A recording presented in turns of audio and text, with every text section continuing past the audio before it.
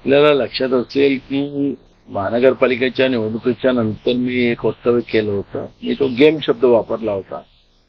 त्याच्यात अजित पवार यांचं विमान अपघाताने मृत्यू झालेला होता हे आपण सगळ्यांना माहिती आहे. मी 8 दिवसातच सांगितलं, पण त्या 8 दिवसात ते तशी घटना घडली. म्हणून आता गेम शब्द वापरण्यापेक्षा त्याला मोठा खेळ आता राष्ट्रवादी अजित पवार आणि एकनाथ शिंदे यांच्या पक्षाचा होणार आहे.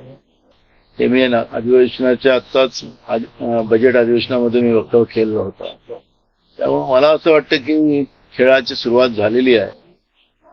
हे 5 राज्याच्या निवडणुकीच्या त्याच्यामध्ये या 5 राज्याच्या निवडणुकीच्या पहिलेच हा खेळ पूर्णत्वास जाईल असं चित्र आज निर्माण झालेलं आहे.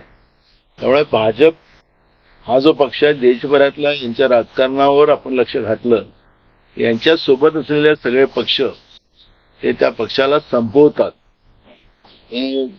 असं चित्र आपण देशभरातल्या राजकारणात पाहिलेलं आहे.